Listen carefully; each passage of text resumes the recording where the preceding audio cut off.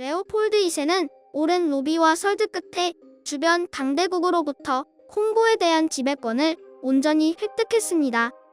그리고 본인의 소원대로 본격적으로 콩고의 무자비한 착취를 자행하죠.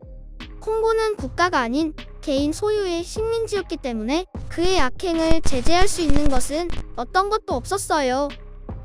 그는 콩고에 있는 수익성 높은 모든 것을 팔아 본인의 수입원으로 삼고자 했고, 때마침 세상은 고무에 대한 수요가 폭발적으로 늘어나고 있었습니다.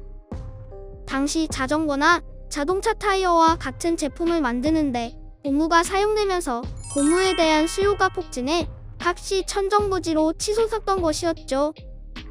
그리고 콩고에는 이런 고무나무가 전 국토의 절반을 차지할 정도로 풍부했습니다.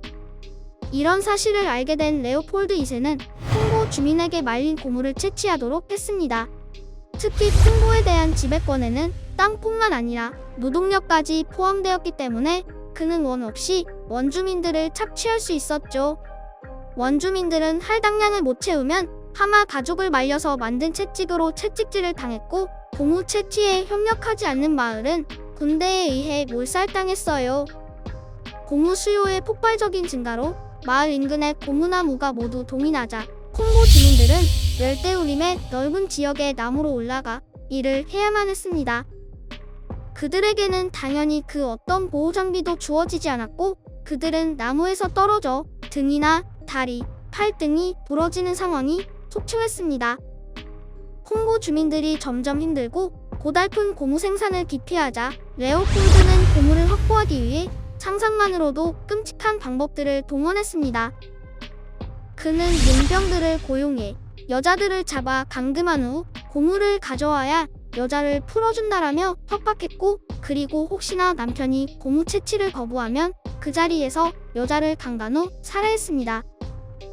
이외에도 원주민들에게 개인별로 생산 할당량을 지정한 후 이를 맞추지 못한 자들의 손을 절단했어요. 천하에 둘도 없는 개새끼죠. 처음에는 손만 자르고 살려주었지만 두 번째는 한쪽 팔을 잘라버렸고, 거기에 세 번째까지 채우지 못하면 목을 잘라버렸습니다.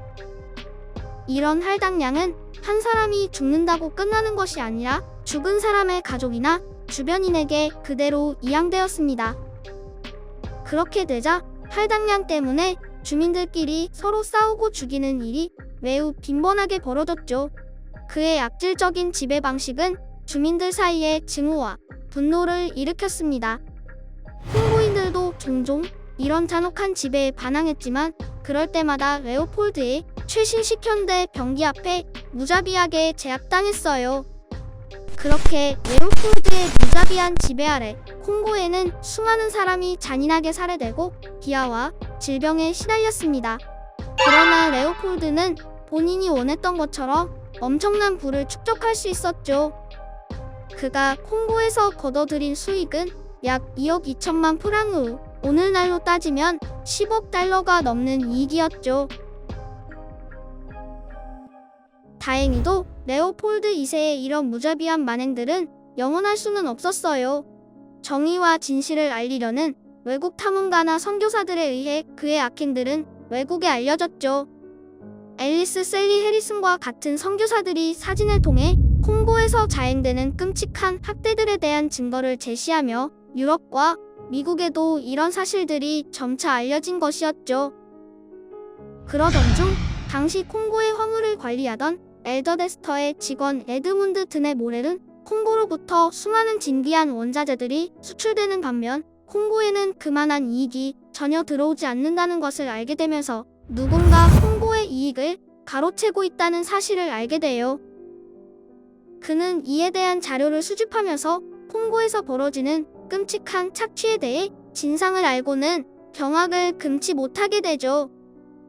모렐은 이런 끔찍한 실상을 영국 신문지에 폭로했고, 그가 밝혀낸 구체적인 수치들과 자료들은 도화선이 되어 본격적으로 레오폴드 2세를 압박하기 시작했습니다.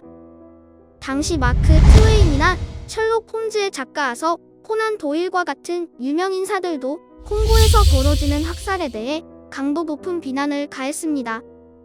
조지프 콘레드도 역시 콩고 강에서 배를 몰았던 경험을 바탕으로 쓴 어둠의 심연이라는 소설을 출판하여 레오폴드에 대한 비판에 가담했죠. 이렇게 영국 내부적으로 레오폴드를 규탄하는 시위가 거세지자 1903년에 영국 정부는 콩고에 대한 공식 조사를 위해 영국 영사관 로저 캐즈먼트를 파견했습니다.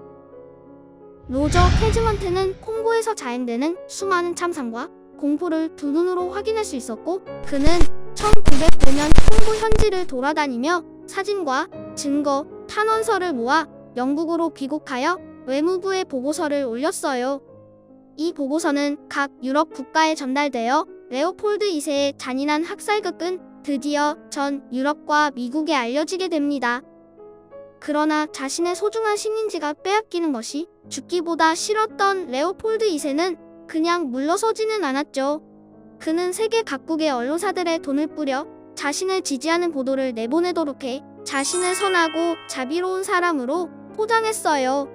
정말 징글징글한 새끼예요. 다행히도 그의 변호사가 레오폴드 2세가 뇌물을 뿌려 여론을 조작하려 했다는 사실을 폭로해버리면서 그의 거짓말은 전 세계에 만천하에 공개됩니다. 모든 진실이 드러나자 레오폴드 2세는 벨기에 정부에 콩고의 지배권을 양도합니다. 그리고 그는 자신이 콩고에서 저지른 일에 대해 증거인멸을 하죠.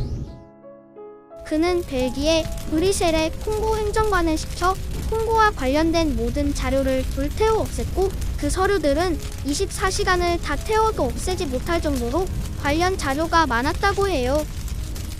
그는 그때 나의 콩고를 벨기에 정부에 넘기지만 그들에게 내가 무슨 일을 했는지 알 권리는 없다 라고 했는데, 실제로 레오폴드 2세는 1909년 사망할 때까지 콩고에서 벌어진 학살을 몰랐다며 뻔뻔하게 잡아댔죠.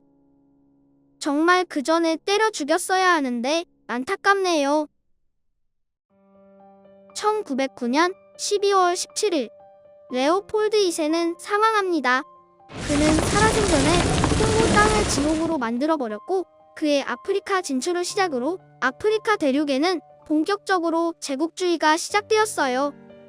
레오폴드 2세 개인의 폭정은 비록 1908년에 끝났지만 벨기에 정부는 그것을 이어받아 콩고에는 1960년 완전히 독립될 때까지 끊임없는 착취와 폭력의 역사가 되풀이되었어요.